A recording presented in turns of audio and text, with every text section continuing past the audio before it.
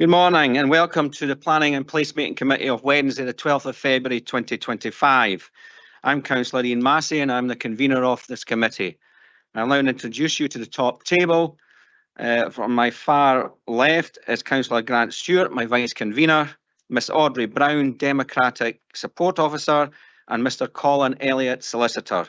On my right is Mr Christian Smith, Development Management and Builder Standards Service Manager, Mr Sean Panton, Team Leader, Major Application and Enforcements, and Mr Paul Williamson, Team Leader, Local Application. As this is a hybrid meeting, members joining virtually are reminded that if you leave the meeting during consideration of any application, you are unable to participate or vote on that item when you return to the meeting. This also means that if a member loses their internet connection during consideration of an item, they should not vote on that item. Please advise the clerk via the meeting chat that you are leaving the meeting or you have lost your connection and are therefore unable to vote on that item. And whilst we are operating as a hybrid meeting for the proceedings today, can I remind councillors and officers to use the chat box to attract my attention, which all members should have access to. I will now ask the clerk to confirm any apologies and attendance of those in the chambers and online. Thank you. Morning, convener. Thank you. We have two apologies today. We have Bailey Rona Brock substituting for Councillor Dave Cuthbert, and we have Councillor Ian McPherson subbing for Councillor Richard Waters. All members are present in the chambers, apart from two who are online, so we'll just ask them to let us know that they can hear us. So we should have Bailey Rona Brock online. Yes, I'm present and I can hear you. Thank you. And Councillor Ian James. Cheers, Audrey. Good morning. Thank you. That's everything. Thank you. Declarations of interest. Can I ask if any member has a declaration of interest on the items of business today? Bailey Williamson. Yes, I've got a non-financial interest in paper 521, so I'll leave the meeting at that point. Thank you. Any further declarations of interest? Nope. In the minutes of the Planning and Placemaking Committee of the 8th of January 2025, can we agree the content of the minutes? Thank you. And today we do have deputations. Can I ask the committee if they agree to hear deputations on items 511, 522, 521 and 522? Thank you. And on behalf of the committee, I'd like to extend a warm welcome to the deputations and members of the public watching today. Your request to speak has been granted. You will be called to the lectern as we reach the relevant item on the agenda and be invited to make your deputation by the vice convener, followed by a period of time for questions from members. Can I request that the content of your deputation is kept relevant to the planning considerations in relation to the item of business being discussed, and also ensure that when answering questions, your response remains relevant and direct to the question asked. Item 5, applications for determination. This is the first one up is the erection of a spa and leisure facility, 25 holiday accommodation units, formation of vehicle access, parking areas, landscaping, drainage and associated works at Murray's Hall House Hotel, Murray's Hall, Perth. And to introduce the report is Mr Panton. Thank you. Thank you, convener, and good morning, councillors. So as stated, the first item on the agenda today is for the erection of a spa and leisure facility in addition to 25 holiday accommodation units at Murray's Hall House Hotel, Perth. Members will remember that this committee approved the mixed-use development for Murray's Hall Hotel in December 2023. Whilst the application before you today is not an approval of matters of that application in principle, the principle of development nevertheless remains granted and is a material consideration in the assessment of this application.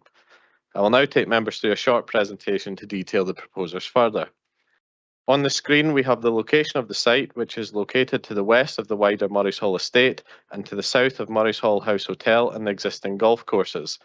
South of the site is the existing golf driving range in open fields. To the west is the proposed driving range site, and there are residential properties on the southeastern extent. The topography of the site falls away from the southeast to the northern boundary, and the site is currently part of the Lindau golf course that has been reconfigured with holes decommissioned to reduce it to a 10-hole course. Next slide, please. Here we can see the indicative master plan which accompanied the planning permission in principle. The location of the spa and lodges on the application before you today is consistent with this indicative plan. Next slide, please. We now have a proposed site plan which shows the general arrangement proposed. You can see here that the spa and leisure building will be placed on a circular terrace with cut and fill being utilised to achieve a lower lying structure and to minimise visual impact. Connectivity has been prioritised with the aim of creating accessible pedestrian networks that connect to the existing paths around the estate. The lodges have been sited to take advantage of views, aided by the topography of the site, and will incorporate a landscape framework to help embed the buildings into the site whilst utilising the existing landscape and trees as a natural backdrop. Next slide, please. This is now an elevation drawing for the spa and leisure building. The building will be of a geometric square shape with a height of approximately 5.5 metres. It will be clad with a unified material palette of natural timber cladding and a glazed wall system to optimise the use of natural light. The building will include a fabric-first approach to achieving high thermal performance and will also incorporate solar PV, air source heat pumps and a sedum roof. Next slide, please. Internally, the building will include pools, saunas, steam rooms, a gym, changing rooms and cafe. The surrounding external terraces will have a range of outdoor uses to supplement the interior provision, including outdoor treatments, relaxation areas and other hospitality offerings. Next slide, please. We now have a visual of what the proposed spa and leisure building will look like. This corner of the building accommodates the outdoor pool offering. Next slide, please. We now move on to some of the proposed lodges. First, we have a standard 2-bedroomed lodge for which there are 10 proposed. The lodge you can see here sleeps 4 people. Next slide, please. We now have a 3-bedroom single-storey lodge for which there are 4 proposed, each sleeping 6 people. Next slide, please. Finally, we have a 4-bedroomed unit for which there are 4 proposed, each sleeping 8 people. Next slide, please. We now move on to a series of recent photographs. This first photograph shows the approximate location of the site with the ancient woodland beyond. Due to this designation, MPF 4 Policy 6 is relevant. This area of ancient woodland is not considered to be significantly compromised via the proposed development. You can also just make out the existing golf driving range to the right of the image. Next slide, please. This photograph again shows the site, which is just to the left of the track you can see. Final image, please. This final photograph shows the site looking towards Scone.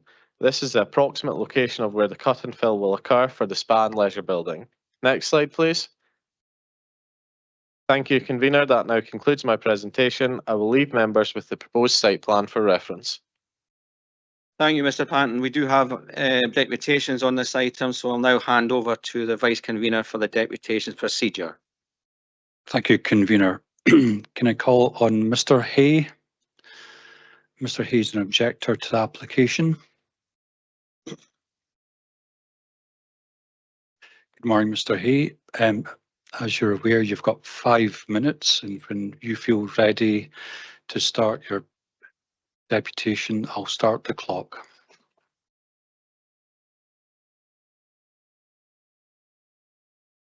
I just clarify one thing before I start, which is the number of proposed lodges. Is it 18 or is it 25? 25. Okay, good. Sorry, I thought I had turned it on. Is that better? Okay, thank you. Good, I'm ready to start. Thank you very much for the invitation to speak. The applicant is trying to justify the scale of this project by stating an ambition to be a top 25 Scottish resort hotel. I will argue this is simply the wrong place for such an ambition. I recognise the current hotel is subscale, but a smaller expansion, more respectful of place and the intentions of MPF 4 would be far more appropriate. This planning application to my mind, is so lacking in essential detail that I believe this committee is in no position to form a judgment as to its merits and may wish to consider a deferral until the applicant can provide the necessary missing information regarding costs, timelines, traffic mitigation and road safety. NPF 4 is principally a response to the climate and nature emergencies. It is unambiguously opposed to unsustainable travel or anything that smacks of suburbanisation. Perth's local development programme is equally opposed to these things. Both policies show a deep concern for place and the need to protect it from unsympathetic development. The first problem for this proposal is location. Realistically, it will only be accessed by private car. Shuttle buses will not change this fact, even if they were to come into service. This proposal is wholly dependent on unsustainable travel. The second major problem is the local road network, which cannot accommodate the scale of this expansion. The transport reports focus on rush hour traffic movements that might be generated by a resort hotel, rather than the volume of daily traffic on single lanes that were never designed for such intensive use. The applicant has proven very reluctant to give any numbers, although they are looking at 8 passing places to accommodate increased traffic. Salami slicing the planning application obscures the scale of the whole development and its traffic impacts. An updated master plan with phasing and associated traffic reports and travel plans should have been provided for this meeting, thereby discharging some of the conditions imposed when planning permission in principle was granted.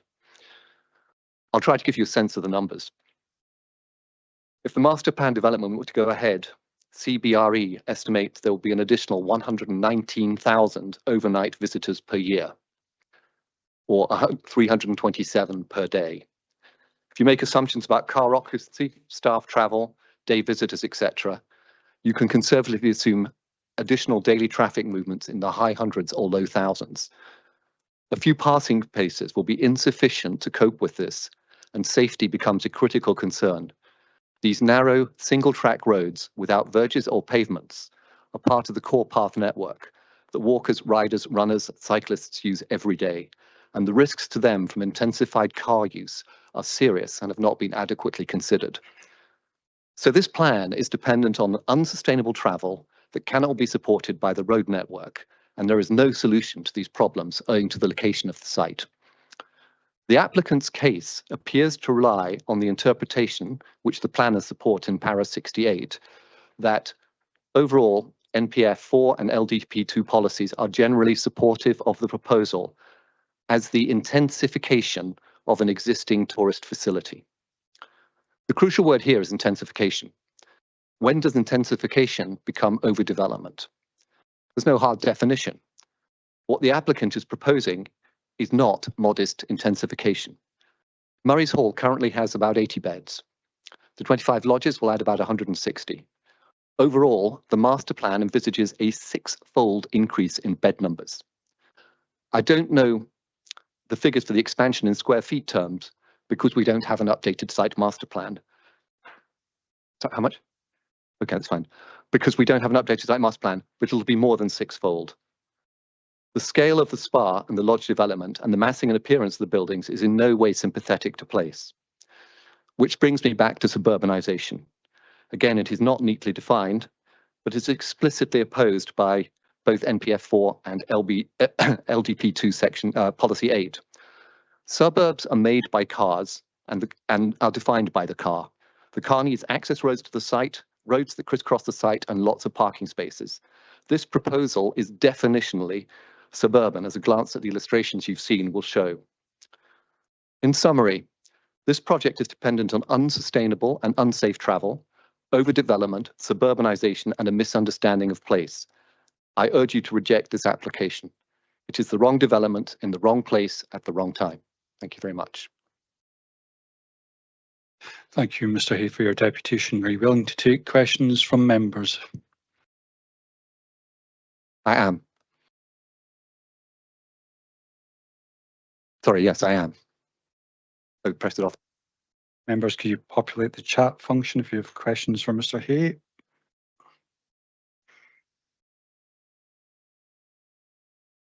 Thank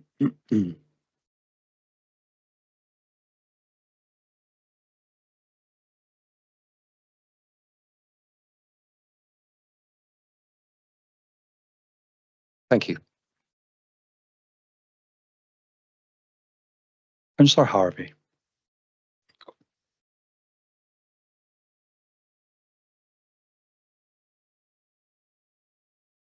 Okay, thanks, Vice Convener. Thanks, Mr. Hay, for your presentation. I just want to kind of clarify a couple of points there. If the road networks were improved around here to your satisfaction, would you still be opposed to the development for the other reasons that you stated during your presentation? Thanks. Yes, because for two reasons. Firstly, MPF4 is very clearly opposed to unsustainable travel. And the targets the Scottish Government has set to reduce unsustainable travel 20% by 2030 will not be helped by creating a huge development at Murray's Hall. Secondly, realistically, you cannot improve these roads enough. They're single lane roads. You would have to spend a fortune to do that. Even though council tax is going up a lot next year, it's not going to cover the cost of expanding those roads. And Murray's Hall gives me no confidence it has the money to even fund this expansion. So it's going to be passing paces. They'll be insufficient, inadequate. But actually, to really answer your question, you need to see the data and numbers, and they just have not been forthcoming. It's staggering to me that Murray's Hall is proposing to spend a total of £63 million here, 18 million on the spa alone. So I'm assuming that the whole development has been modelled to death. There should be numbers coming out of everybody's ears, but there are none about the traffic movements. They're investigating 8 passing places, 2 for the pod, 6 for this development. They haven't explained what additional traffic they're expecting. They've just said in all the papers, we're expecting additional traffic. And traffic is critical here. I don't actually think these access roads can support the volume that I infer from the few numbers I've been able to get out of the papers. Okay, thank you. Councillor Brown. Thank you for your deputation. I just want to go back. You've mentioned a lot about unsustainable transport. What, 2025? Don't know how long something like this will take to build, but 2 years, say, and the rest of the development as a whole will take some years. Cars are changing to battery, maybe hydrogen. So the argument of unsustainable transport will be, by the time this is up and running, probably won't apply as much as it does today. Would you not agree?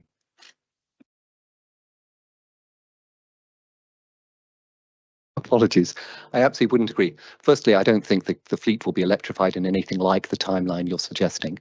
Secondly, it isn't just about the carbon emissions from fossil fuels.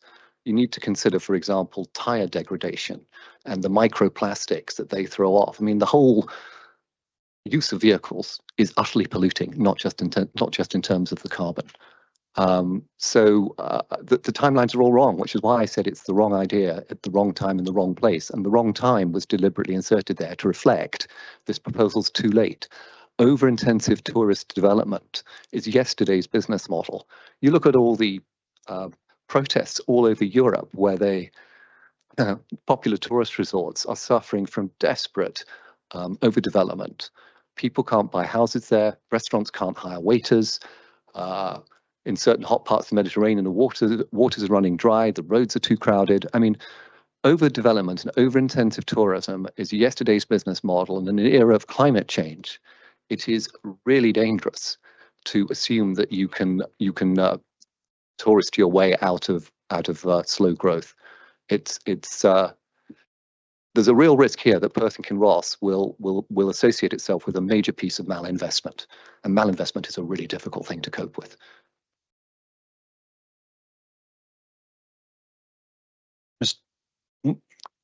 Convener Massey. Thank you, and thank you for your deputation, Mr. Hay. You mentioned policy 8 of the NPF 4. Included in policy 8, it says that development proposals within a green belt designated within the LDP will only be supported if, and one of the reasons is outdoor recreation, play and sport or leisure and tourism uses, and developments that provide opportunities for access to open countryside, including routes for active travel and core paths. Do you disagree with that?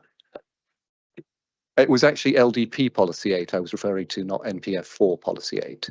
And LDP policy 8 says all proposals are expected to meet the qualifying criteria. Inter alia B, the proposal will not result in the suburbanization of the rural area or encourage unsustainable traffic patterns. That's what I was referring to.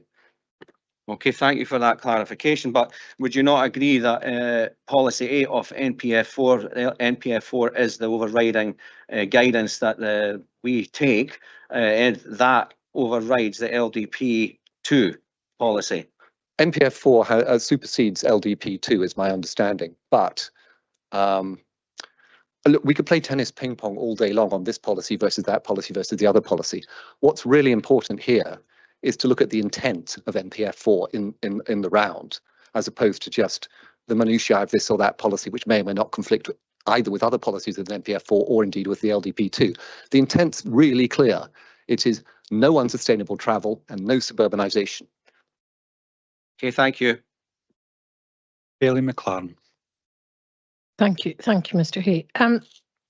Do you recognise that there would be a positive economic impact to this proposal if it came to pass? You know, that also for Perth and Kinross area is surely of importance. Yeah, there are a couple of things I would say on that. Firstly, I'm not saying don't develop. As I said right at the beginning of what I said, we need a smaller and more appropriate development, not the scale that is envisaged here. It's pie in the sky to think that Murray's Hall will become a top 25 Scottish resort hotel, given the difficulties of access to that site. It's really pie in the sky. So let's be realistic about what's what. And Perth and Kinross actually has pretty full employment. So the job you're creating will be new jobs with people coming in. It also has limited housing. So you're sort of starting to say, well, so what's really going on here? Thirdly, and councillors' eyes light up because they can see the taxes coming in and they can see the revenue coming into this area if this proposal were to be approved. But like all development proposals, the developer produces a profit maximising plan and totally fails to account for the externalities which the rest of society picks up. So yes, I accept there will be enhanced economic activity, otherwise why would they be doing it? But I question that this is the appropriate scale, the appropriate ambition for Perth and Kinross. I think, as I said before, there's a risk of malinvestment here that you will never generate the returns you think you're going to from a project of this scale because of the conflicts within it in terms of unsustainable transport and suburbanisation.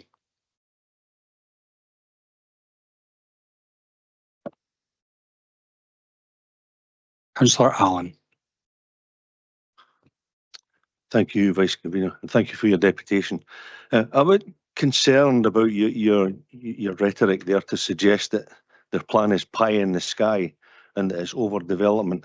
They've requested 25 lodges and a new spa centre.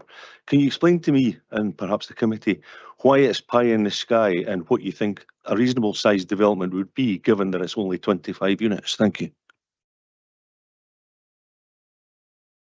The specific development you're looking at today is 25 lodges and a spa. It's about, well, the spa alone is 18 million out of a 63 million total investment bill based on the figures Murray's Hall produced in the first quarter of 2023. Those numbers will now have increased. The lodges will also be an additional expense. So the project you're looking at today, the spas and the lodges, is the core of the overall development plan. But you need to look at the overall development plan, which is the 63 million. And I think that level of development is pie in the sky. You know, they talk about a shuttle bus service, for example, to try and mitigate against unsustainable. But I would really doubt a shuttle bus service will ever come into play here. And if it does, it'll be a cosmetic exercise. I rang up a friend at Gleneagles before I came here today and I said, do you run a shuttle bus service to Octorada Station or Edinburgh? And they said, no, we send a station car. If you're aspiring to be a top 25 resort hotel, you're not going to be bringing people from Scone Park and Ride in a shuttle bus.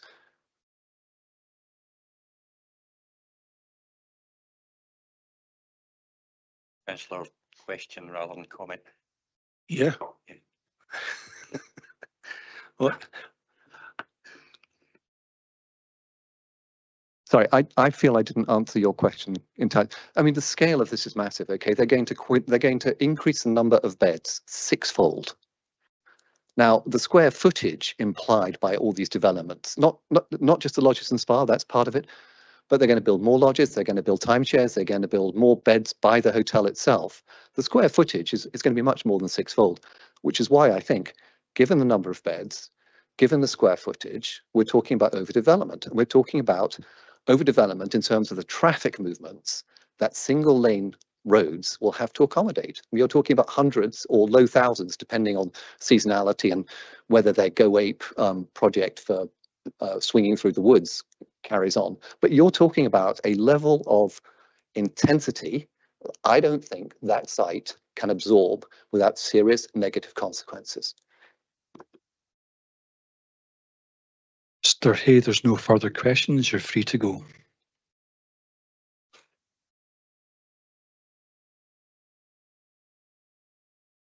Going to call on Mr. Wall, agent, and Mr. Sillick, applicant, to the application.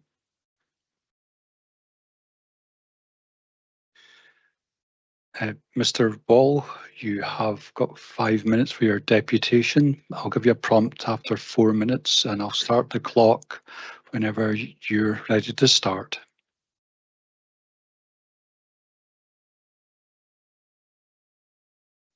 Okay, sorry. Thank you, convener, for giving us the opportunity to make this deputation in support of the proposals for spa and lodges at Murray's Hall Estate.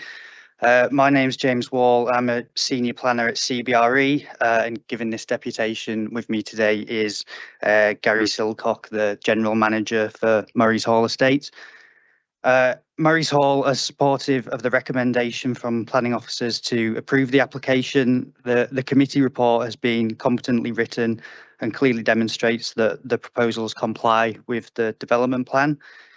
We don't wish to repeat everything in the committee report, but would like to highlight some of the key elements of the proposals.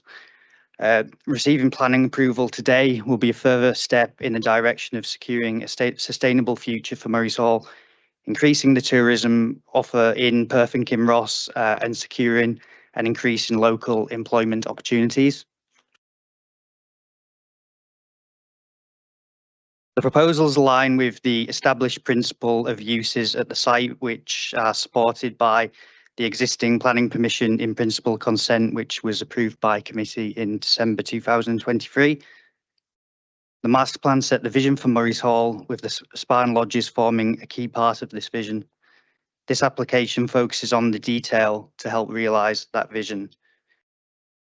Historically, Murray's Hall's seasonal operations and limited capacity of 40 rooms have constrained profitability and are threatening viability, a challenge which has intensified in the post-COVID hospitality landscape. This phase of development aims to address these issues by broadening Murray's Hall's facilities and expanding their overnight capacity.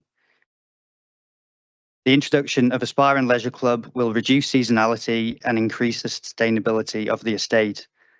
The spa and leisure club will also be open to members of the public, not just guests of the hotel, therefore providing a community use in addition to being a holiday destination.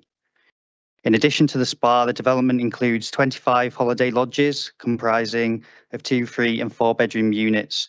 The lodges are strategically located to capture optimal views while minimising disruption to the natural landscape. The lodge area will include 48 parking bays featuring 3 disabled bays and 3 powered two-wheelers spaces, while the spa will offer 32 standard car parking spaces, 3 disabled bays and 4 powered two-wheeler spaces. The primary purpose of the spa is to expand the range of facilities available to residents of the hotel and proposed lodges, which means that a number of guests will be utilising the existing car parking within the site, and therefore ample additional parking is provided. And just to confirm, picking up some of the objectors' comments, that those parking spaces will be fitted with EV charging points as well to promote sustainable travel. Sustainability has been at the centre of the design. The proposals will for an all-electric development maximising the use of sustainable heating, cooling and domestic hot water. The site will further maximise on-site carbon reduction through the use of solar panels, as well as containing, as I mentioned before, EV charging within the new parking facilities.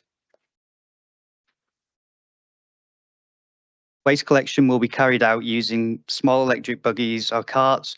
Refuse will be collected from the lodges and taken to the existing waste storage area of the hotel. Regarding biodiversity, a number of enhancements are proposed through landscaping measures and wildlife boxes for birds, bats and hedgehogs. Additional tree planting will be delivered on the site, mitigating the small tree losses which are necessary to facilitate development. We're aware that a condition has been added to provide additional bird, bat and hedgehog boxes, and the applicant can confirm that they're happy to accept that condition.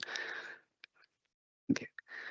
Just before I hand over to Gary, I just wanted to say it's been a great effort by the development team who are fully committed to delivering a high quality development at Murray's Hall and realising this great opportunity for the master plan, making sure that we fit within the principles of the agreed master plan and fully complying with MPF4. And we just want to commend the planning officers for their hard work of getting the application to planning committee.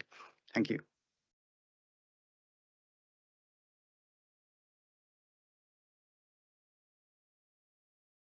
As you're aware, Mr. Silcock, you've got 5 minutes for your deputation, and I'll start the clock whenever you're ready.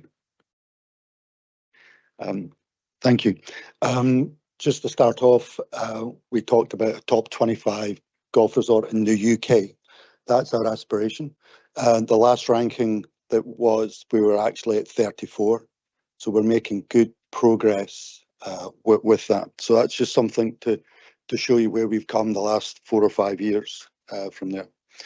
The development that we've taken is it's phased. So this phase now is there's 25 lodges out of the potential 40 that we could have done. So we're taking a slow step to make sure that we're doing it in a commercial manner. As we develop, the future is 400 jobs for Murray's Hall. So this is a great focus on Perth. The other local focus that we have is with the leisure club. It is not just a spa. It is a leisure club. It is there for the people of Perth. And when the Destiny Bridge opens next month, it means that the whole of Perth is going to be 15 minutes away from Murray's Hall. While there's been great focus on the road system, what we should focus on is there's actually 4 routes into Murray's Hall. You can come over the hill from Dundee, and then there's 3 routes in from Scone into Murray's Hall as well. So while the great focus is on one single track, there's actually 4 roads into Murray's Hall. The local focus is, as we grow the resort, is going to be on membership, and that membership is for the people of Perth and the area just outside Perth. It's focused on leisure, it's focused on golf and the other activities that we're trying to do there. The spa, yes, will drive custom into the hotel and the lodges for our guests, but again, it's a day spa. People of Perth will benefit. We currently have 3 treatment rooms within our gate lodge, and the amount of local business that we are now gaining from that is a great asset for Perth. Over the last 5 years, we've improved the golf course. We've moved from a 36-hole golf course to 27, 28 holes. We're making the golf course better. We're improving drainage. The membership is more engaged, and we're growing that. And you may well have seen that we've had a lot of success in growing our membership this last year. And it has been noted that we are a thriving golf membership. I think that's the focus for us, is that it's phased, it's well thought out. Some of the numbers that have been given, I don't know where those numbers are coming from because I haven't seen them before regarding about how much things are going to cost. The market is obviously changing daily as well. So we are trying to grow the business in a commercial way. So I'd just like to thank you. Thank you, gentlemen. Are you willing to take questions from members? Got a moment for the populate. Convener Massey. Thank you. Thank you for your presentation. Mr. Wall, you mentioned the master plan. I'm just wondering why have you brought this application forward as a standalone application rather than going through an AMM? I mean, yeah, I suppose ultimately it's the applicant's choice whether we want to pursue a detailed application or an AMSC application. I suppose it's a little bit easier for us to phase it as for a detailed application in terms of timescales, but at the same time, you still have all of the conditions necessary to have a competent application, which are included in a detailed application as there would be on the PPIP application. So I think it's a little bit maybe quicker for us, more dynamic, but still we're fully complying with those master plan principles which were approved as part of the master plan. So we're not, looking to do anything differently, and we're fully compliant with the original consent. Bailey Williamson. Excuse me, thank you. I was just wondering if the golf course that's been taken out of commission and going to be used as part of the development site has any historical designations attached to it. The Lindock golf course was built 20 years ago, so I doubt it from there. The main reason that it went down to a 10-hole golf course because it was lack of use and the costs of maintaining that. So with having an 18-hole golf course and a 10-hole golf course, we could still manage the business correctly. Bailey McLaren. Thank you, Mr. Silcox. I was just wondering, the previous deputation focused very much on the road network and transport. Are you aware of any issues currently, just seeing that your business has expanded, but are you picking up any local issues? From this journey that we've been on with planning, I think the average speed on the road is 32 miles an hour. If that road was wider, I would imagine people would drive faster. The road itself makes you drive slow. People still walk their dogs on there, so everyone's mindful with that. So that's from what I see as a layman from there. In terms of custom, 20 years ago, Murray's Hall was very busy golf course because it was a full membership. To give you an idea, a golf course on a busy day is 200, 250 people. We're not getting anywhere near that now, but again, that's the journey that we're trying to take for our golf course as well. When they built the second golf course 20 years ago, there was demand for another golf course. So, yeah, so the roads would have been busier 20 years ago. Councillor Harvey. Thanks, excuse me. Thanks, Vice Convener.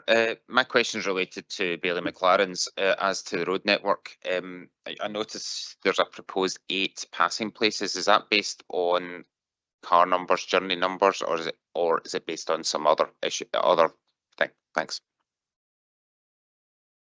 As part of the planning permission in principle application, there's a transport assessment undertaken by transport consultants, and that looked at the traffic impact from the full development on the road network.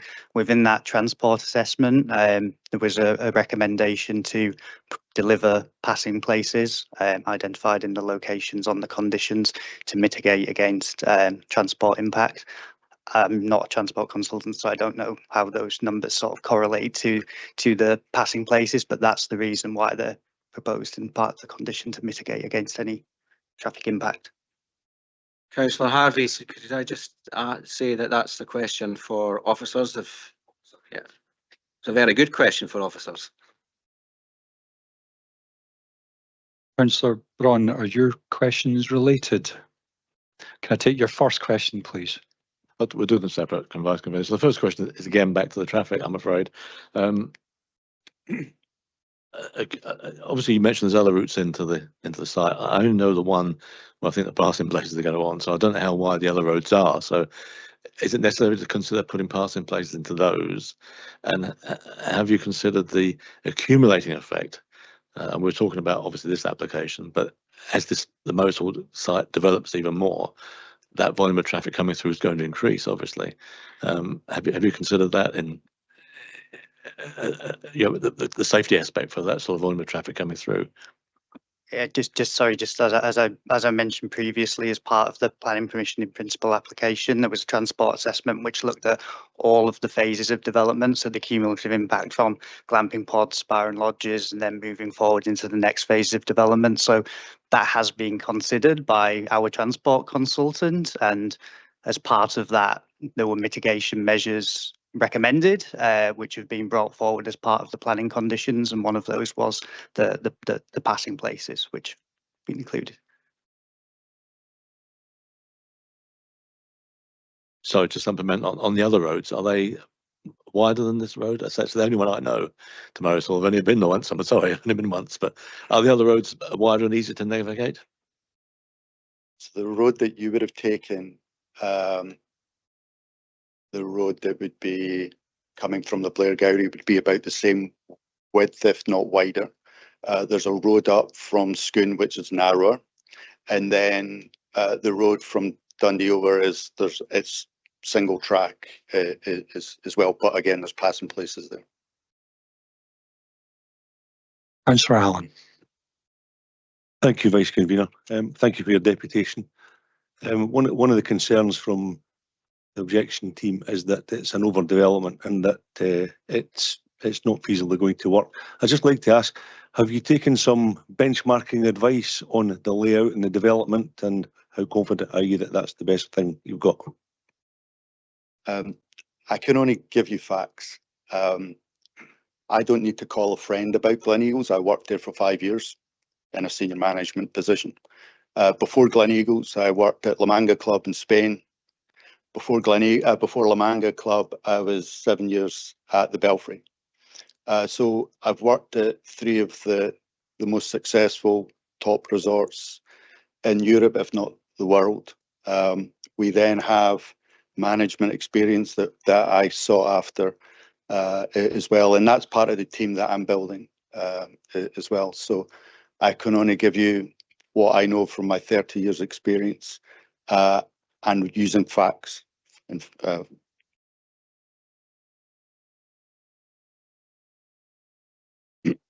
Councillor Braun, we'll take your second question. My finger was hesitating on the button there, really. Following from Councillor Allen's question now, much has been said about the investment in this. I mean, we've had figures quoted between 40 and 100 million, which I presume is about right. I presume you've calculated the likely return on this. I mean, you're presumably not going to invest this sort of money on a well, not a whim, but on a loose calculation. You must realise, or have realised, what you expect potentially to get back in as a return. On the planning and principle, CBRE did a financial return on that and a 5-year build out from when we're finished as well. So again, that was a very expensive report that I had to pay for to go through the planning permission. So again, that was not made up by myself. It was factual figures done by CBRE. Bailey McLaren, your second question. Thank you. I can't remember if it was you, Mr. I've forgotten your surname now, who mentioned about the sustainability of the business. You know, we're aware that the economic conditions out in the business world are tough, and how are these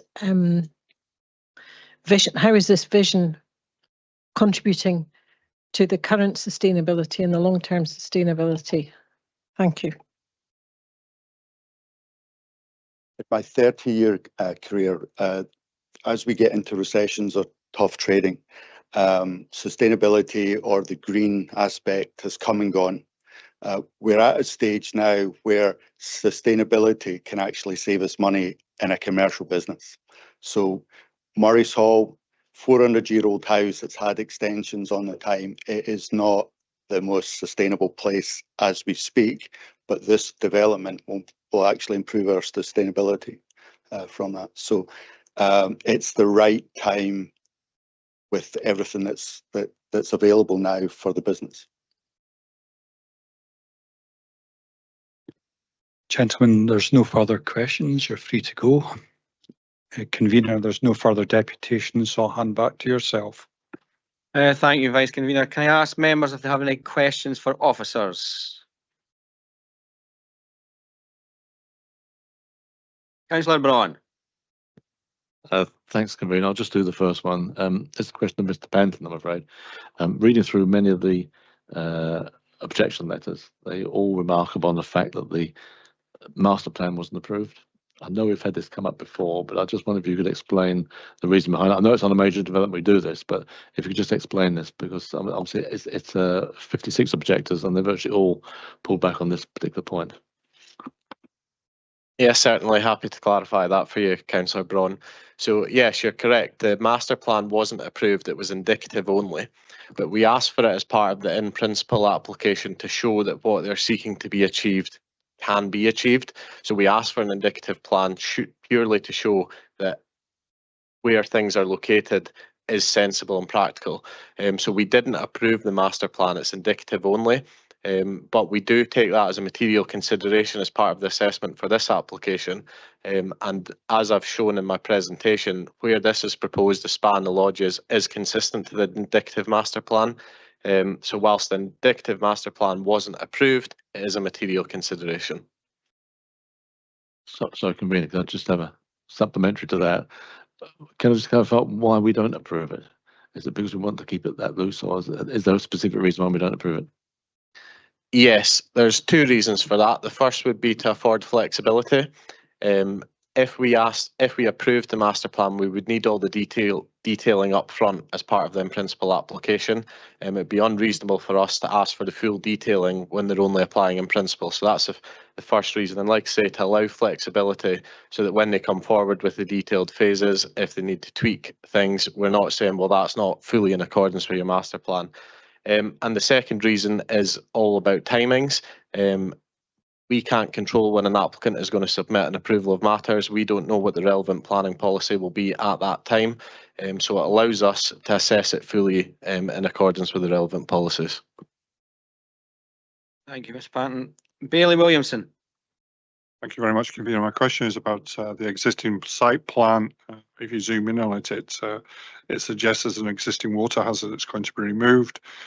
I take it that will mean that there's going to be an existing water course that's going to be removed as well. I was just wondering if officers can explain possibly how that's going to be achieved and still maintain the existing drainage system.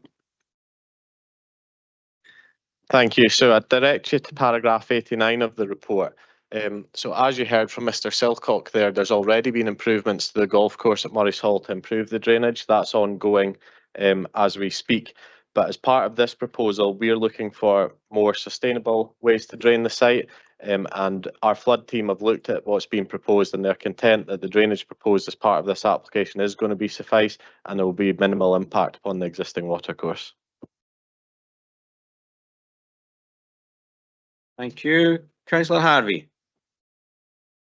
Thanks, Convener, and thanks for keeping me right earlier. You can probably guess what this question is. With respect to the roads, what's your kind of general comment on the comments, particularly from the objectors, that the roads can't handle the additional traffic and the basis for the 8 new parking spaces? Thanks. Okay. Lachlan McLean from our transport team is here today, so I'll pass that question to him. But before I do, I would just reiterate, if you look at paragraph 85 of the reports before you, when this application was originally submitted to us, we weren't content with the proposed parking arrangements and the likes. from a transport perspective. So we sought those amendments to increase the parking availability. So we weren't happy at the start. We are now, but I'll pass over to Mr. McLean, who is a qualified transport officer who can give his views. Thanks, Mr. Panton. In relation to the question that's been asked about the passing places on the route to Murray's Hall itself, I mean, one thing that we do have to consider is the width of the road going up to the site, the likelihood of the traffic that will be using the road itself, and possible vehicle interactions that will occur along that route.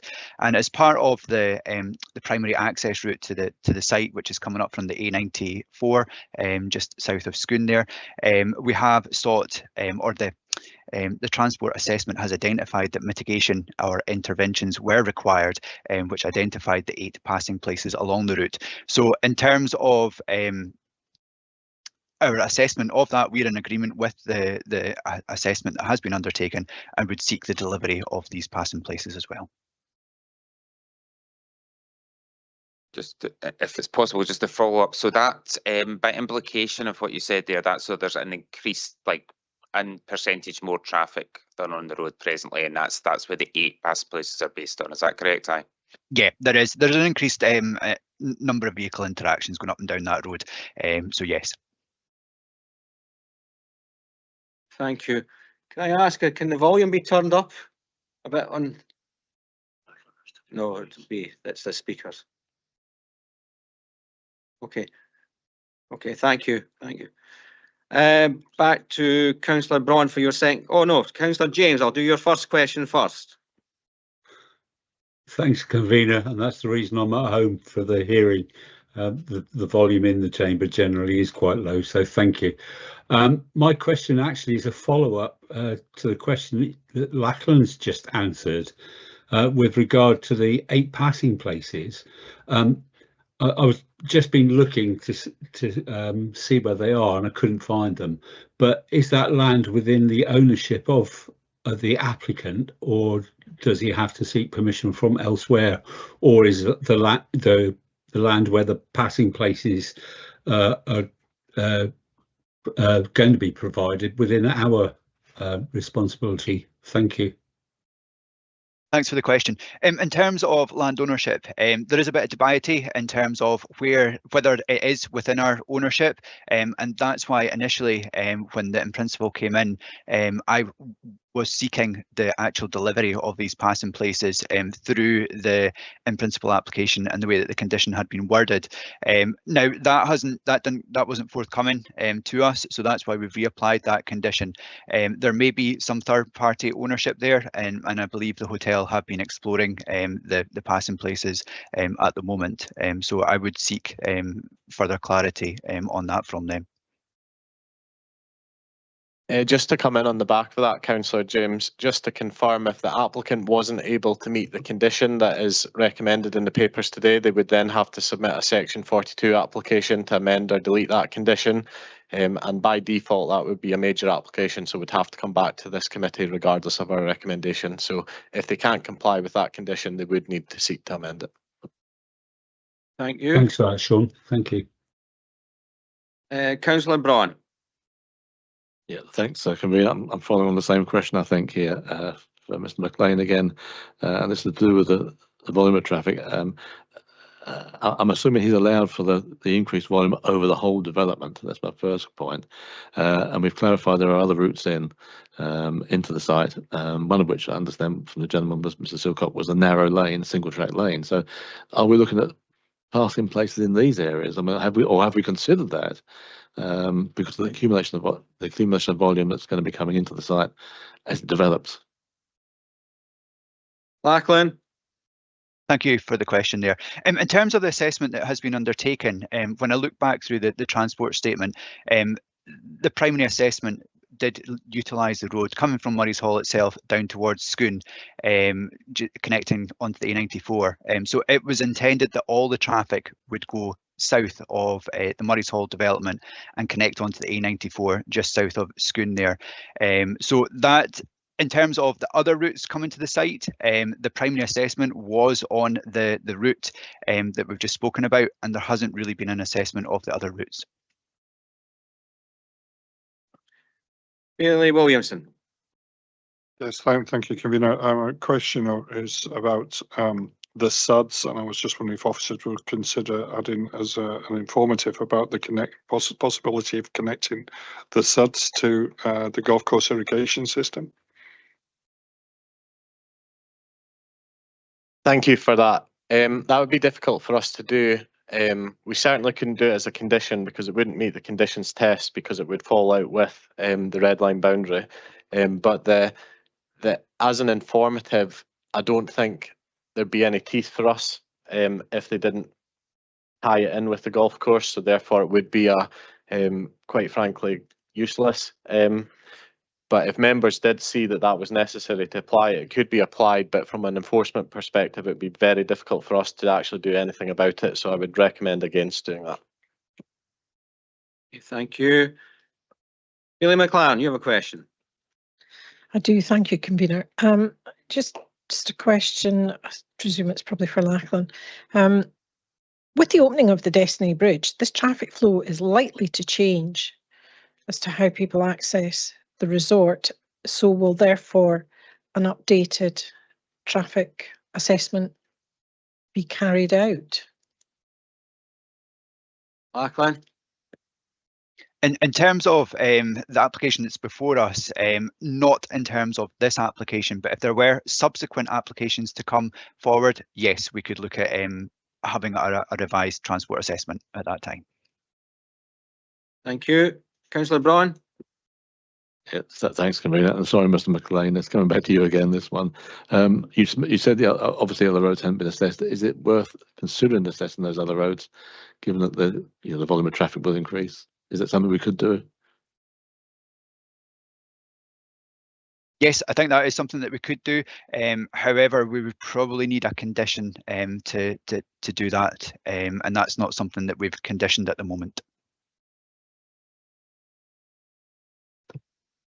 Maybe just to clarify, Councillor Braun, that we've looked at the traffic issues and are satisfied with the approach taken and the recommendations made. So the routes proposed have been assessed and considered acceptable. I think there is an element of further discussion to be had if those routes are to be changed, so a reassessment would be required. But just clarifying that the assessments that have been undertaken have found the arrangements acceptable. That's why other routes have not been investigated, because there wasn't considered to be the requirement to do that given the acceptability. Thank you. I see no further questions. I'll just give it a second. No further questions. Then can I ask for a motion?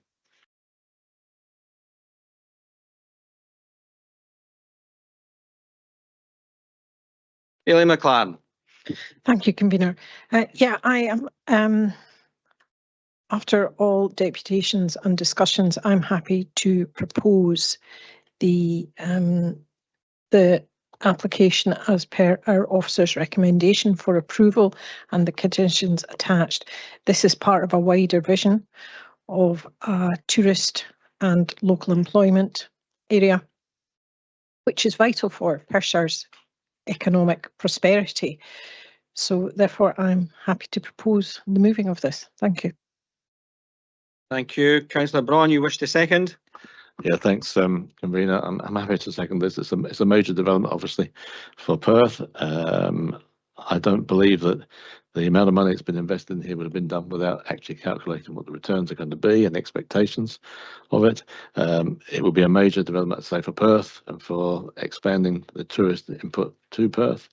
I appreciate the comments made by objectors, not just here today, but within their objections online about unsustainable transport. But we're in a situation where we cannot stop a development and a commercial expansion simply because you have to drive a car to it. We have to accept that's what we are today. Transport is changing. I agree it may not be done within the timescales that we're told it's going to be, but it is changing. And I think by the time a development like this is finished, the volume of sustainable cars on the road, to put it that way, will be vastly increased. So I'm happy to second this for the benefit of Perth. Thank you. Thank you. Can I ask if there's an amendment?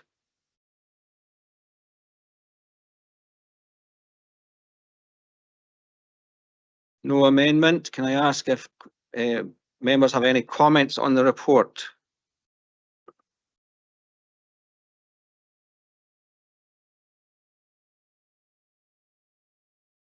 No comments. Therefore, planning permission is therefore granted. Thank you. We will now take a 5-minute comfort break. Thank you.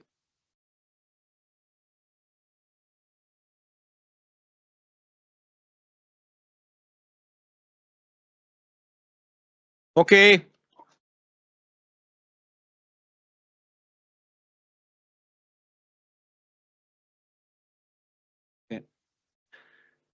Okay, everyone. We now move on to item 512, which is,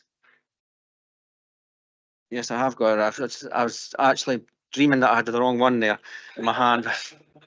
Okay, I've got the correct one. It's the construction of the Bertha Park Link Road between Phase 1 at Bertha Park High School and Phase 2 new A9 West roundabout and associated works land at Bertha Park, Perth. And to introduce the report is Mr. Panton. Thank you. Thank you, Convener. As stated, the next application on the agenda today is for the construction of a link road at Bertha Park, Perth. The development is a major road infrastructure project proposed by Perth and Kinross Council and is the third phase of 4 within the Perth Transport Futures project. I will now take members through a short presentation to detail the proposals further. Here you can see the location of the site. The proposed road will go from the existing roundabout at Bertha Park through to the new roundabout at the A9 junction, which is due to open next month. The route passes through the existing newly completed housing development and then through agricultural land and woodland. Next slide, please. Here you can now see the proposed site plan. You will note that there are 2 new roundabouts proposed in addition to 2 new junctions to serve the future development of Bertha Park and the wider site allocation. The road itself will be approximately 1.4 kilometres and will be accompanied by a 3-metre wide shared cycle route along the east side of the road with a 1.5 metre separation strip. 2 bus laybys, signal-controlled pedestrian and cycle crossings and street lighting are also proposed. Additionally, there will be 2 drainage basins with associated access tracks. Significant landscaping and planting will also be undertaken. Next slide, please. We now move on to a series of recent photographs taken on my site visit last month. This first photograph shows the existing roundabout in Bertha Park that the new road will connect to. The road will then take the approximate route of the pylons you can see. Next image, please. This next image shows the approximate route of the new road through the existing housing, which you can see on either side. Next image, please. This image is beyond the existing housing, with the route of the new road being almost parallel to the pylons you can see, extending up the agricultural field and through the woodland at the top of the slope. Members should note that this is ancient woodland and therefore MPF 4 Policy 6 is relevant on its loss. However, this is considered acceptable given that the application is an approval of matters, is for essential infrastructure and suitable compensatory planting is proposed. Next image, please. We now have a drone photograph of the recently completed junction over the realigned A9. The pink arrow is the direction of the road where it will come from the new roundabout. Next slide, please. This penultimate image is another drone photograph, this time looking back towards Bertha Park from the new roundabout at the A9. The road will travel from the approximate location of the pink arrow to that of the yellow arrow. Final image, please. This last image is an artist's impression of the new road when viewed from Bertha Park. Next slide, please. Thank you, Convener. That now concludes my presentation. I will leave members with the proposed site plan for reference. Thank you. We do have, oh no, sorry, I do apologise. We don't have deputations on this, but we do have Ms Ferguson and Mr Fletcher to answer any questions that we have. Can I ask members if they've got any questions for officers? Bailey Williamson. Yeah, thank you. My question comes in 2 parts. It's around about condition 10, and it's basically suggesting that trees should be planted at the earliest opportunity rather than a seasonal thing. I think maybe that's possibly requires to be altered. Sean mentioned about suitable planting, and I'm just wondering if it's possible to incorporate into that suitable planting semi-mature trees to compensate for the loss of the ancient woodland. Thank you, Bailey Williamson. I can answer that for you. So yes, in terms of the asking for semi-mature, there's no policy or legislative requirement to ask for that. However, what I would say is that the planting that has been undertaken on the existing phases of the CTLR is very high quality and is over and above what we've asked for generally. We have every confidence that the scheme that here will be delivered in the same manner, but the compensatory planting proposed is already more than we would ordinarily ask for. So I would say it would be unreasonable to ask for semi-mature as part of that, given that it is a better starting place than what we would usually see. In terms of the wording of the condition, we are suffice that that allows flexibility for the construction team if there is any delays during construction, but also from an enforcement perspective allows us the power to intervene if it's not delivered. But as this is a Perth and Kinross Council project, I would consider it highly unlikely that it wouldn't be delivered, but we would still have the teeth there should it not be. Mr. Elliott has just corrected me. It's actually questions for the applicants, considering Perth and Kinross are the applicants. So Councillor Harvey. Thank you, Convener. Definitely untrustworthy then. Just to get a wee bit more clarity, that you went past that a wee bit quickly. The roundabout nearest the A9 at the top there, where does the roads off it go to? Because looking at the kind of OS map of it, I can't see where they're going to join into. Councillor Harvey, I think that's really a question for officers. Oh, it's a difficult distinction here. If I could put it on personnel, your questions at the moment should be for Ms Ferguson and Mr Fletcher in terms of the project as an applicant. You will be able to ask questions of the planning officers straight after that. I know it's a bit of an artificial difference when it's PKC and PKC, but it's easier to keep to procedure. No, that's fine. Just keep me right. So, Councillor Harvey, you can ask your question because I believe that Ms Ferguson can answer that question. Go ahead, ask your question.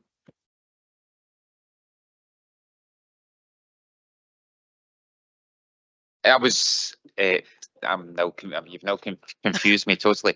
I was just wondering, knowing that area quite well, where the top roundabout junctions off it are going to, because that's the kind of path area. So there's an intention of being new roads there or new development, or is it just a roundabout there for the sake of it? Ms Ferguson. Good morning. Basically, the roundabout nearest the A9, the accesses will either, the one on the west side goes into a farm access, so that area is currently farmed by the landowner, so it's simply maintaining access into there. The one on the east side relates to, again, it's access to land, but I think that's actually identified for future development. Okay, thanks. Okay, thank you. Okay, no further questions for the applicant. Can I ask if you have any questions for officers? Very strange, this.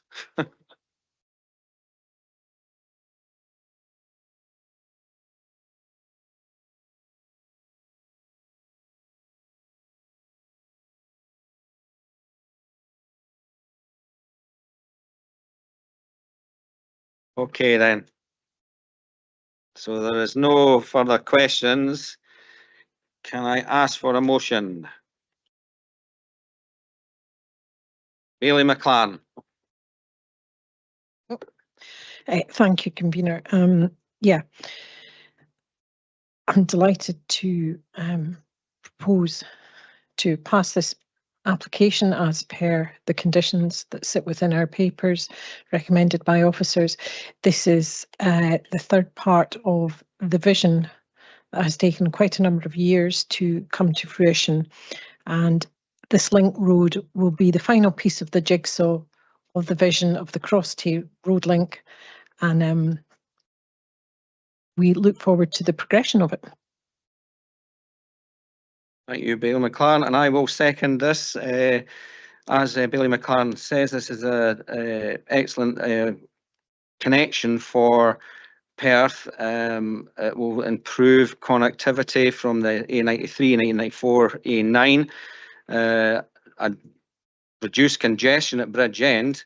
The economic growth impact will be immense, opening up land for economic growth. I believe it will be an enhanced safety through Scone, and the environmental benefits of reducing the time for car journeys. Those that are working at environment will be of benefit. So I'm happy to second. Can I ask if there is any amendment? No amendment. Can I ask if we have comments? Councillor James. Yeah, thanks, convener. Bailey McLaren and yourself were far quicker on the keyboard than I was. Delighted to see this come forward so quickly, and I'm sure under stewardship of Gillian Ferguson, if it's anything like the Crosstown Link Road, this will be a pretty smooth transition to finish. So delighted to see it coming forward, and it will open up good transport links, especially for Bertha Park. So thank you. Thank you for that. Therefore, planning permission is therefore granted. Thank you. We now move on to the local applications, and the first local application is the erection of a brewery, tap room, storage, formation of vehicle access, parking area, installation of EV charging point, formation of outdoor seating area, landscaping and associated works, and then land south, 15 metres south of Council Cottages, Ferry Road, Pitlochry. And to introduce the report is Mr. Williamson. Thank you very much, convener. The first local item on the agenda today relates to a proposal which members should recall from the meeting of this committee in June of last year. It relates to the erection of a brewery comprising a production facility together with tap room, serving food and drink, small shop and an outdoor seating area on a small area of former woodland, last used as a construction compound off the Ferry Road in Pitlochry. The decision of the committee last year was to grant planning permission, and that decision was subsequently issued. However, the decision was then the subject of a judicial review on 2 counts, as noted in paragraph 8 of the committee report. The outcome of the judicial review was that decision was revoked on the basis that the council had not fully considered the proposals in relation to the matter of ancient woodland, hence why the application is back before members today for reconsideration in its entirety. For clarity, the second ground of challenge was not accepted. The application has been referred to committee in light of the receipt of 6 letters of objection having been received, referring to the matters raised within paragraph 41 of the report. In particular, comments related to noise disturbance, noise nuisance, traffic impacts, design and policy compliance, compatibility with neighbouring uses, and also ancient woodland. In addition, 22 letters of support were also received, largely cross-referencing the wide-ranging economic benefits the proposal would bring. While the site is allocated in LDP2 as open space, policy 14 of the LDP does allow for the development to take place in such areas where they're deemed to relate to a minor part of the site, which would not affect its continued use as a recreational or amenity resource.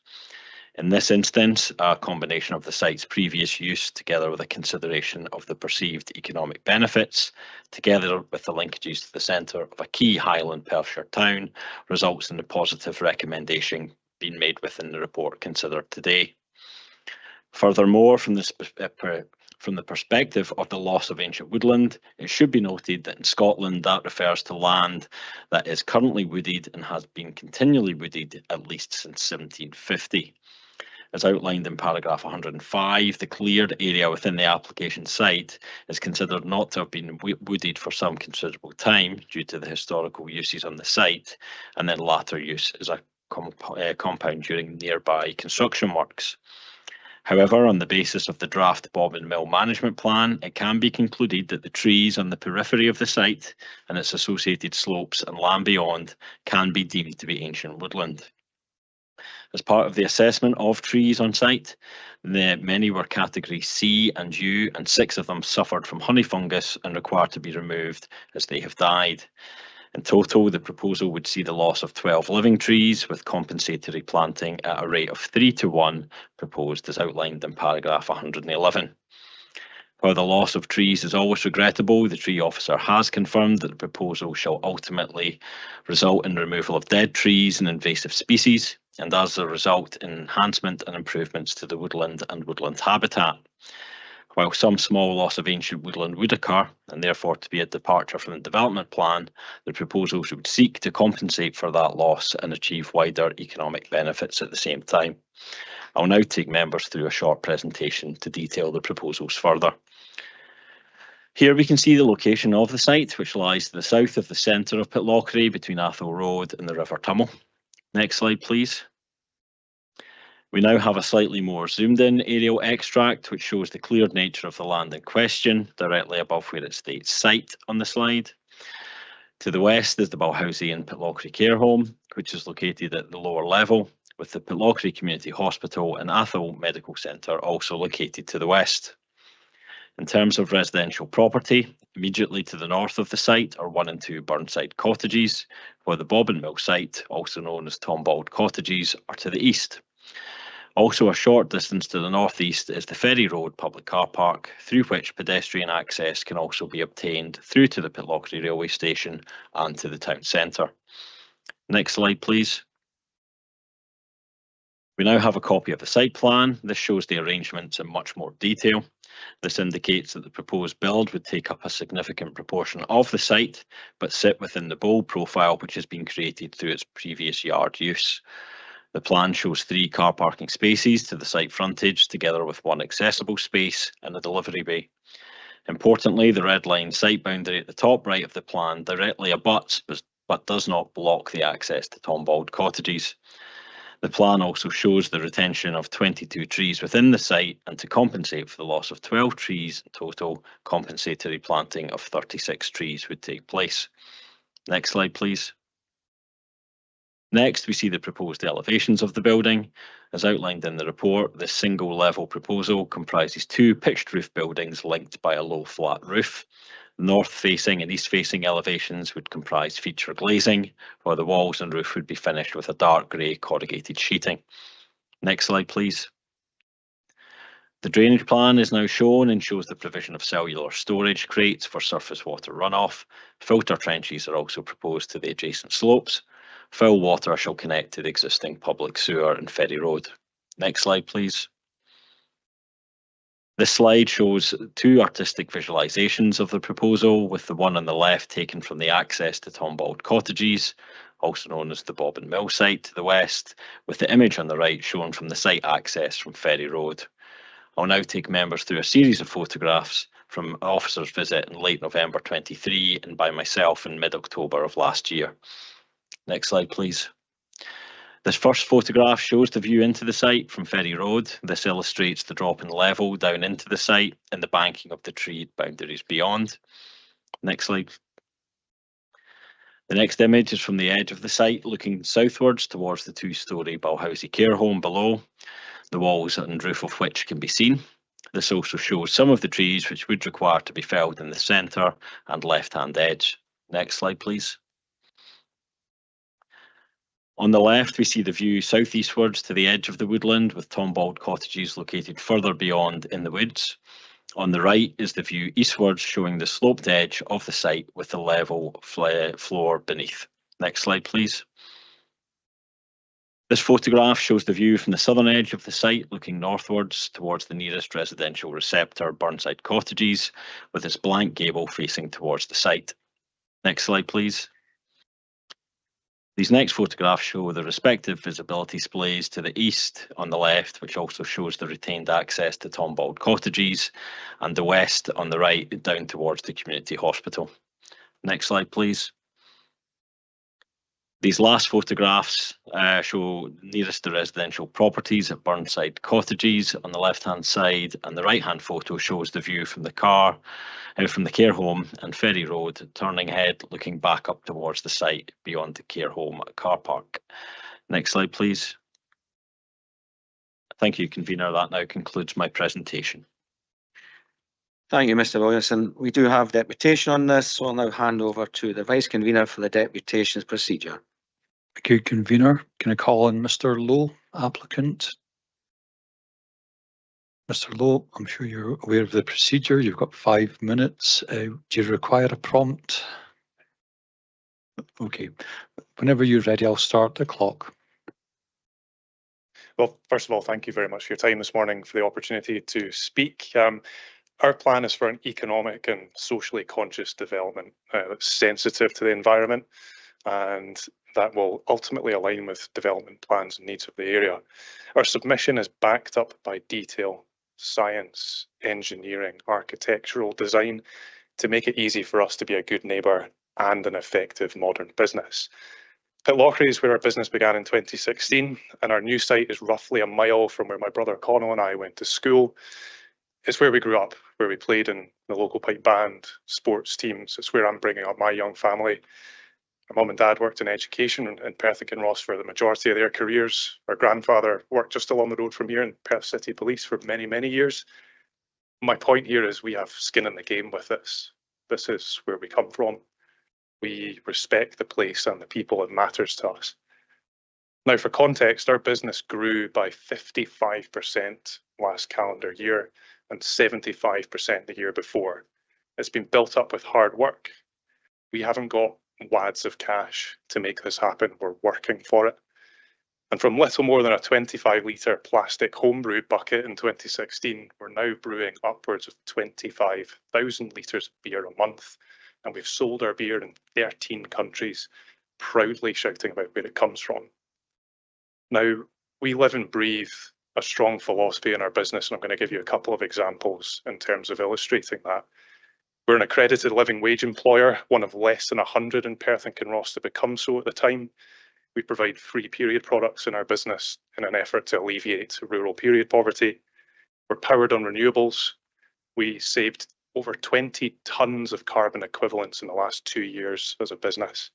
And we have an increasingly local supply chain. Some of our hops, for example, are grown just over the way in Scone, and an increasing amount of our barley that we use to produce our beer is grown a mere 5 miles from the room that I'm speaking from today. My point with this is that what we do is done with integrity. It's done sincerely and with sustainability at its core, and it's purposefully in line with the Scottish Government's vision for a good food nation. Now, we understand that change might be unsettling, which is why when our application was first lodged in 2023, we wrote to our notifiable neighbours, and we did so through the post to ensure that any who may well be digitally excluded could still access this relevant information and become informed. Now, from the outset, we've also engaged with the press and through social media to ensure transparency in our plans, and we've updated regularly for the public interest to make sure that people are brought on the journey with us. And I'm pleased to say that we have the vast majority of our local community, in fact, I would say all bar 6 people, on our side with this project. From the outset, we've behaved in a way that we would wish others to behave towards us, honestly, transparently, and proactively. On the objections that we received with the initial planning application, we felt that they bore little relevance to our development. Indeed, most of the content came across as conjecture. It was misguided with a lack of science or facts behind the majority of what was being claimed. We were disappointed at a judicial review being lodged, although we respect the process and we respect the outcomes. The JR's conclusion on human rights, I believe, speaks for itself in that there are no issues present. And then regarding the trees, we respect the Council's updated articulation on this point. But crucially, this doesn't change what we're doing here. We're developing our site with ecology in mind. There will be an ecological gain as a result. Biodiversity wins here. This is not just about business. Thank you. We're removing 12 trees, half of which are diseased and pose a threat to the woodland beyond our boundary. A further 3 are non-native species, leaving an additional 3 being removed.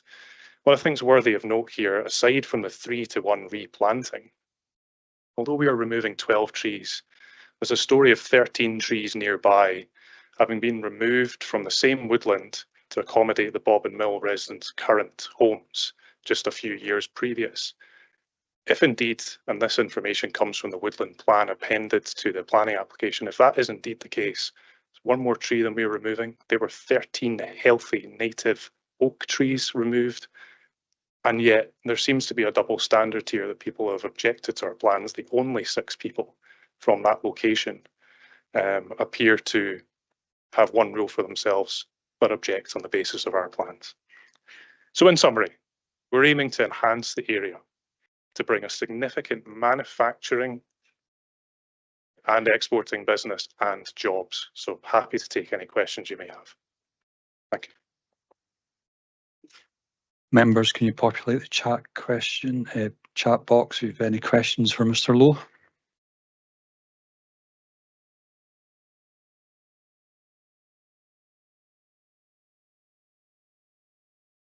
Councillor Braun.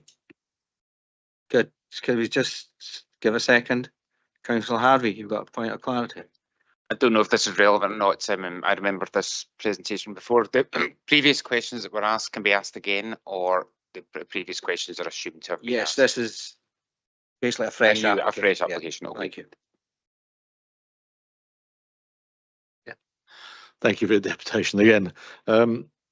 I'm going from memory now, but I think one of the concerns was parking on the road, because obviously the road leads to the medical centre and the ambulance is using it.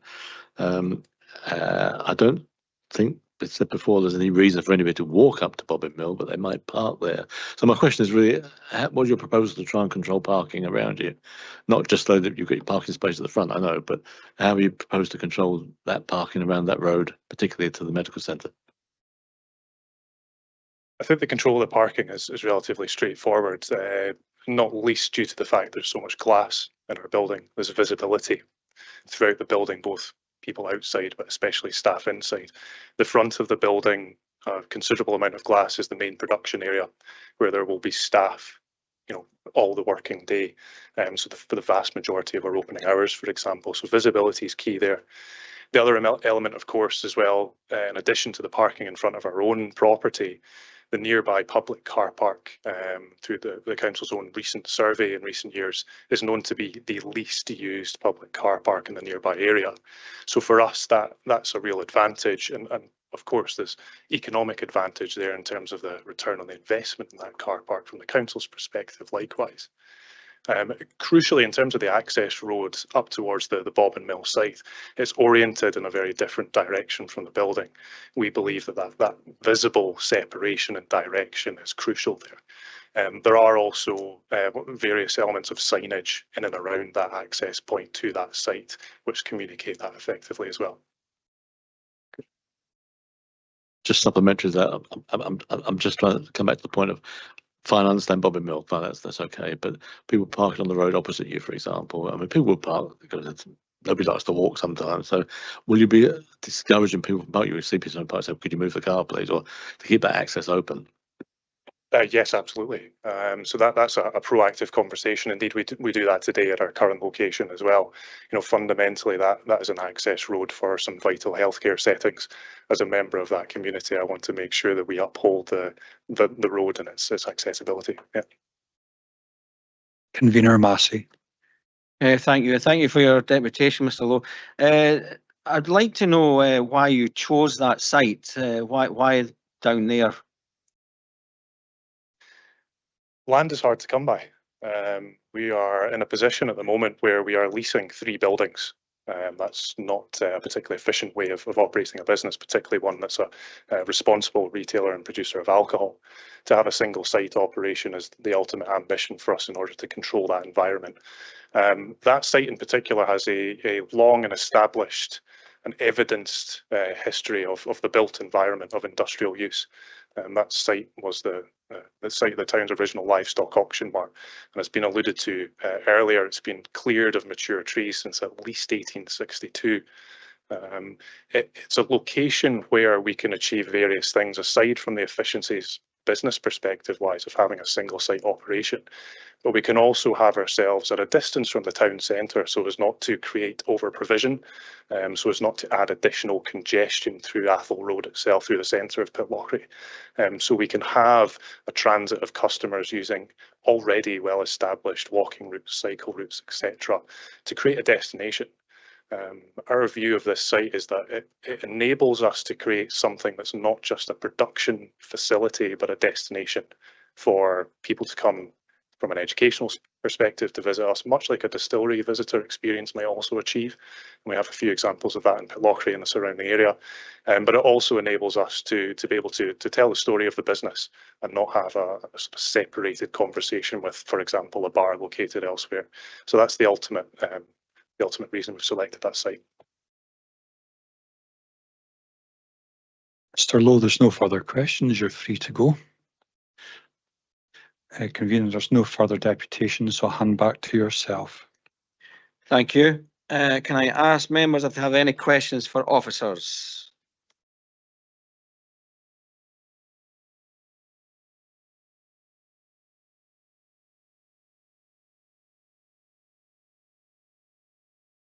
No questions? Even one?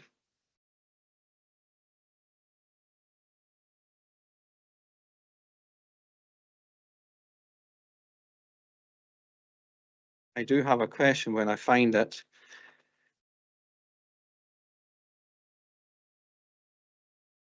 Contained in the report, it states at 56 that there was no no, it's not. Basically, what I'm asking is why is it there wasn't a town centre assessment done? Can you tell me why that is? Thank you very much, convener. Yeah, obviously in paragraph 56, it does make reference to the site selection process that's taken place. Obviously, in this instance, we're looking at a kind of mixed use proposal, combining both the production facility for the applicant together with their tap room offering that they have. Obviously, from the kind of perspective of looking at available premises, you wouldn't be able to do that in most available premises within Pitlochry. So we had to consider the wider impacts of the proposal. Having them combined on one site, easily accessible to the town centre itself, was considered to be of particular benefit. So there's considered to be no detriment to the existing town centre, hence why one wasn't sought in this instance. Thank you, Mr. Wilson. No further questions. Can I therefore ask for a motion? Councillor Harvey. Thanks, convener. I'd like to put forward a motion to accept the officer's plan as intimated. I forwarded the last one. I think this is a good development in an area where there is no other developments of this nature, and I fully support it. Thank you. Councillor Illingworth, you wish to put in a motion, but do you wish to second this motion? Convener, I'm happy to second. Thank you very much. Councillor Braun, you put in a motion. Yes, but everybody got in before me, so it's it was a motion to move the paper. So, okay, can I ask if there's any amendment?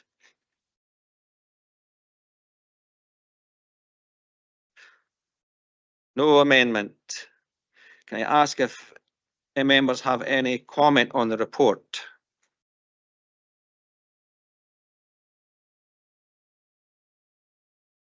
No comment on the report. Therefore, planning permission is granted. Thank you. Right, okay, swiftly move on. Oh, yes, Bailey Williamson. Somebody.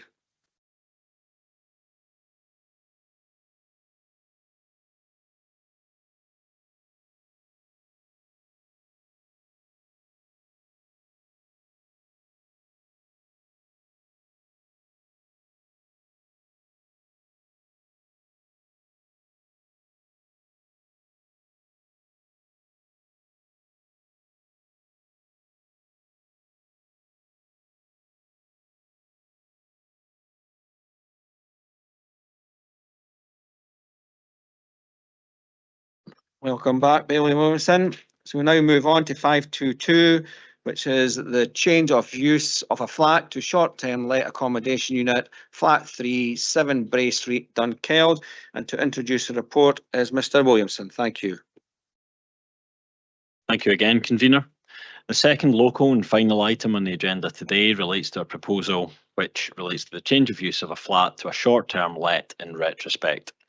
The two-bedroom flat in question is located on the first floor of a shared block containing 4 flats in total on Bray Street, Dunkeld, which is within the designated town and neighbourhood centre of the settlement as well as its conservation area.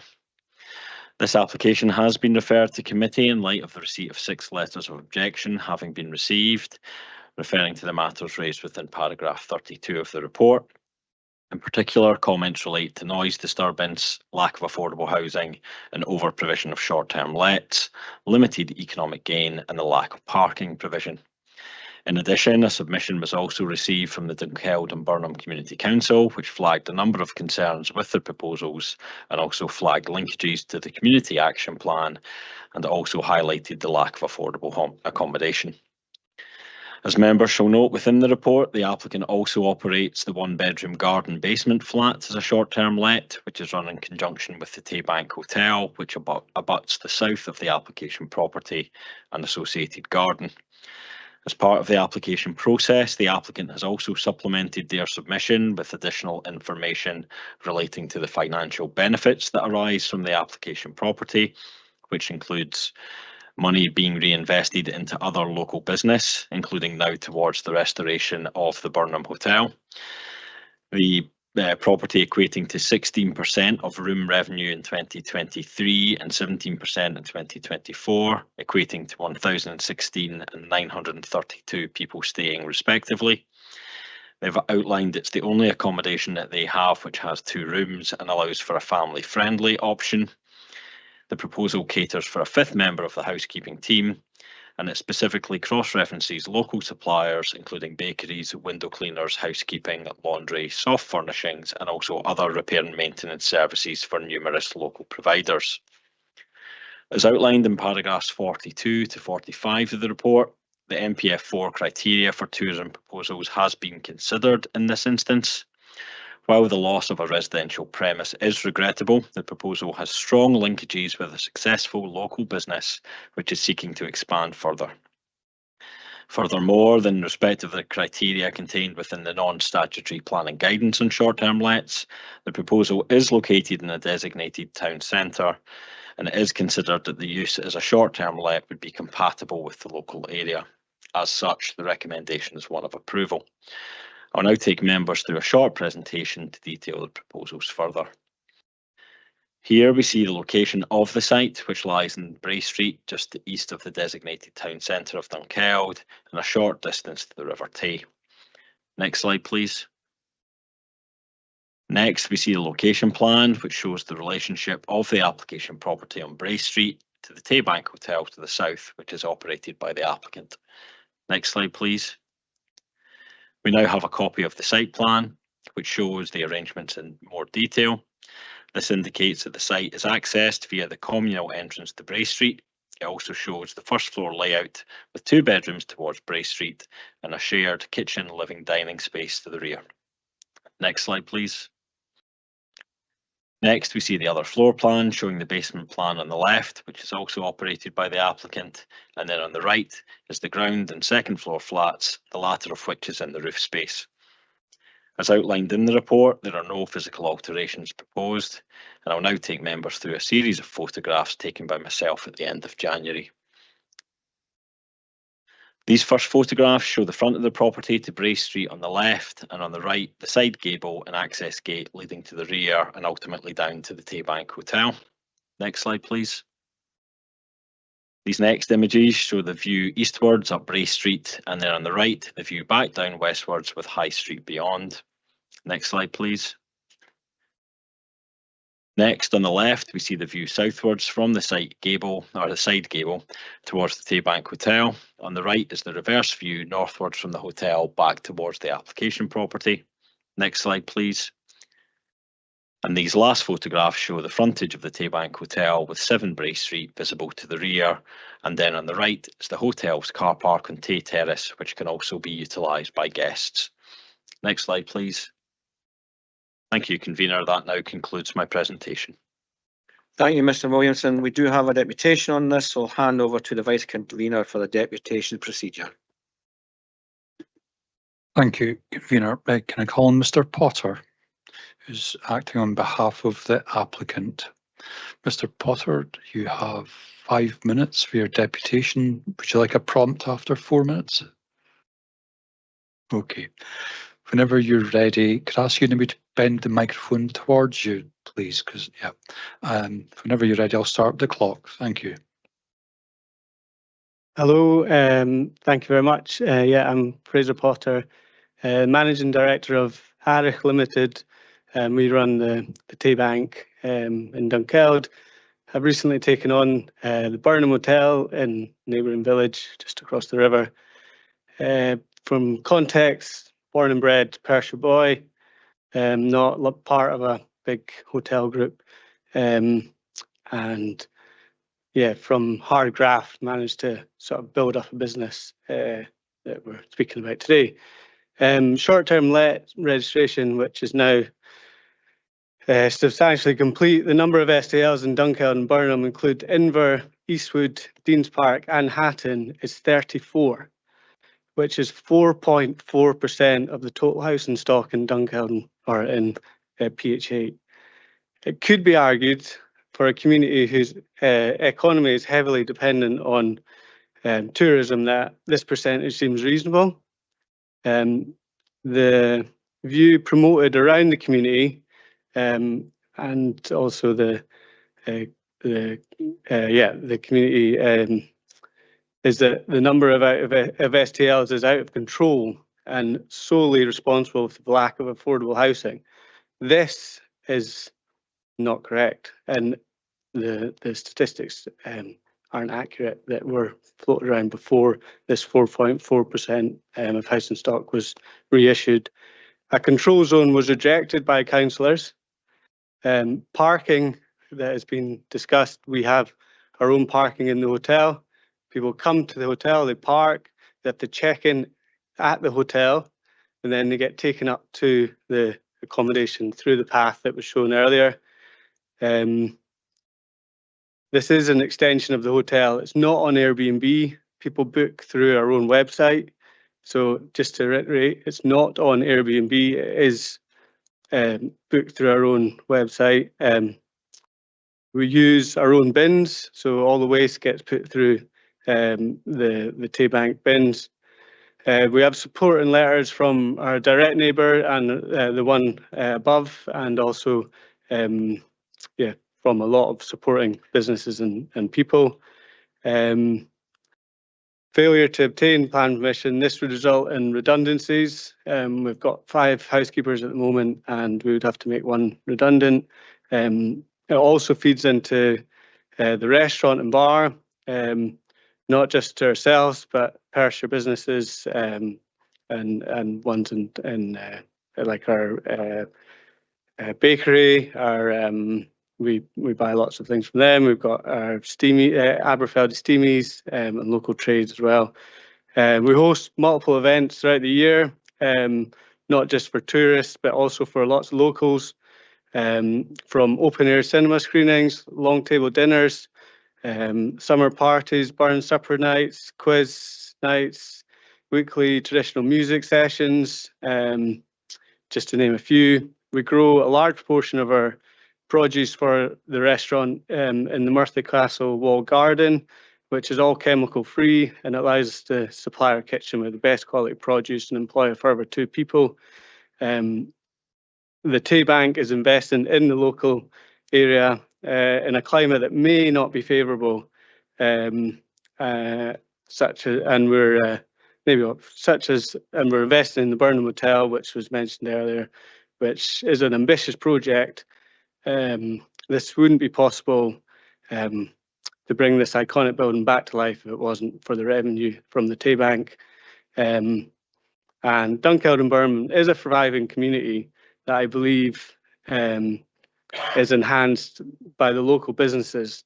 There is a balance to maintain. I agree with that, but I believe the Tay Bank is considerate and sympathetic to the community.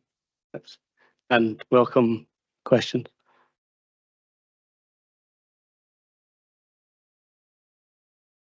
Ask members to populate the chat function.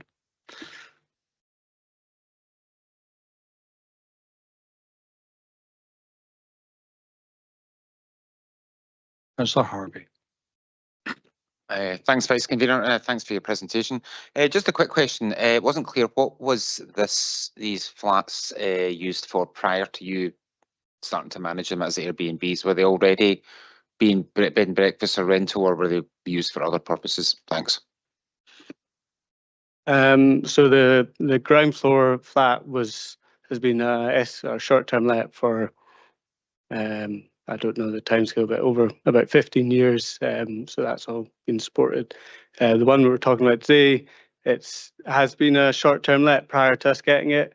There was a period of time that the owners moved into it while they were building a house in Little Dunkeld. So that's why we didn't automatically get grandfather's rights. So it's been both, but both of them before we took it on.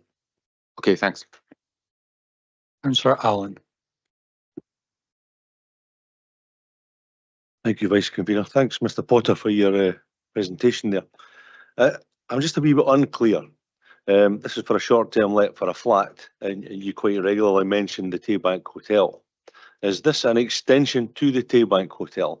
The reason I'm asking that is I'm trying to get to understand what the capacity is at the Tay Bank, how full you are on an evening, and why the loss of this short-term let would lead to redundancies. Thank you. So when I took on the Tay Bank in 2019, just before the pandemic, I had no rooms at all. We've managed to renovate 5 rooms in the building, but I've been doing that. It became clear that 5 rooms wasn't economically viable, and therefore we tried to work out how we make it viable. These flats are literally in our gardens. I can see them from the office in the building. They feed into our restaurant. So in a quiet night like last night, when there's not many people going around the village, if we've got an extra 4 people in the restaurant that have been staying with us, that number of coverage really does help. And I'm not just saying that, it's at this time of year, it can be really touch and go for hospitality businesses, and having that extra 4 people makes a huge difference. And it also brings in a different crowd as well. Like we might be able to have a family that if you're just staying in a room that has 1 bed in it, you can't get a family. So it's only 2-bed accommodation that we have available. Councillor Braun. Thanks for asking, Wayne. I ignore that it's duplicated. So I thought what's happened there. It's duplicated the question. It's just one question. Thank you for your deputation. I think actually you've answered part of this, but I just want to clarify. You've got a basement flat, and the other flat you're looking at is on the 1st floor, and the 2 others are privately owned, I understand. Is that? And the other 2 are privately owned. Just so I think you've answered, but one of the queries that always comes up with communal entrances is the noise and the change of the movement of people as they change over constantly. I just wanted to check if you've got adequate controls in there to protect the other residents, the private residents, from any noise, disturbance from people constantly changing over. Yeah, well, I think that's an easy answer. We've already had support from the flat above to say that there is no implications to them living there. They stay there on a full-time basis. The one below us is a holiday house, so it's a second home. Mr Potter, there's no further questions. You're free to go. There's no further deputations. Conveners, I'll hand back to yourself. Thank you. Can I ask members if they have any questions for officers?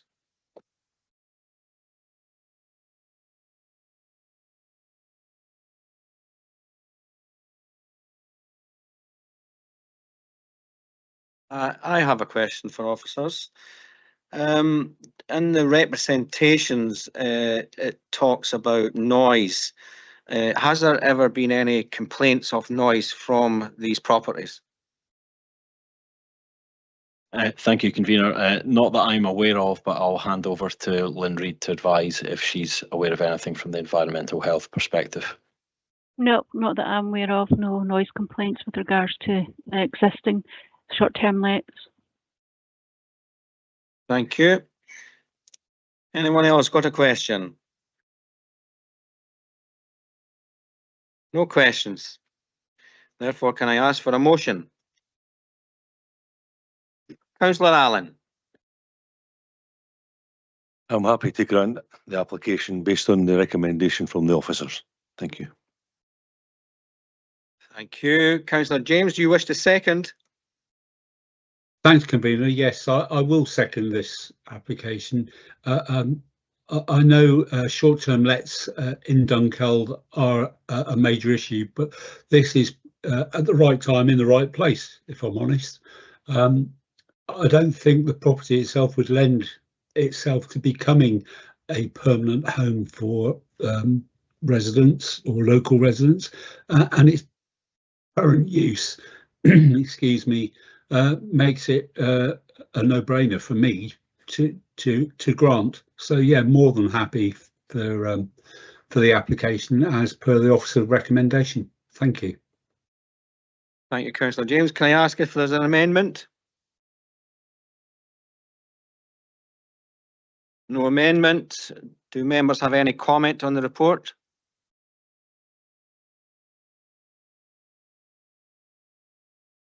No comments. Therefore, planning permission is therefore granted. Thank you.